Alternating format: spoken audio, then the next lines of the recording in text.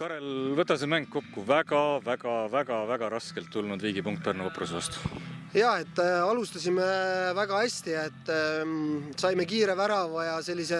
hea emotsiooni, aga mida aeg edasi, seda rohkem lasime Pärnu mängu ja ei töötanud meie pressing hästi ja tegelikult võtmekohad olid need, kus me võitsime palle, kus oli vaja tegelikult nagu ise mäng enda käes hoida ja seda mängu dikteerida, et hakkasime kiirustama, läksime liiga sirgjooneliseks ja tänane päev ei olnud täna üldse komise päev, et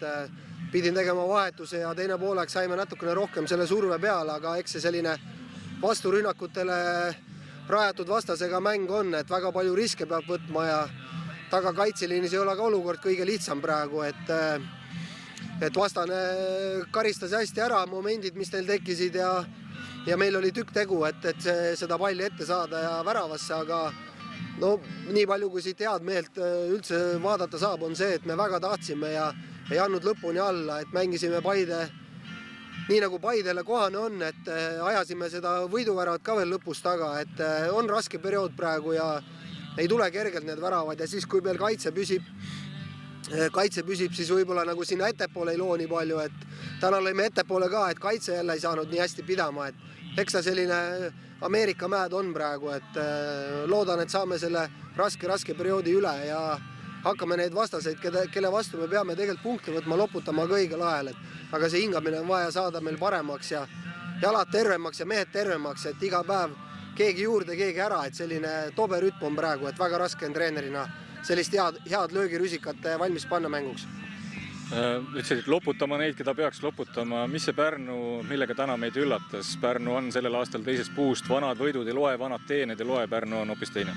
Ei, no nad ei üllatanud, aga lihtsalt mäng on selline, et kui me 1-0 juhime, et loomulikult peaks mängu paremini kontrollima ja seda teist väravat jahtima. Aga vastased said standardolukorrast mängu tagasi ja natukene indu juurde, Kudupublik toetab hästi. Need vahetused sai tehtud, teine poolega oli rütt parem ja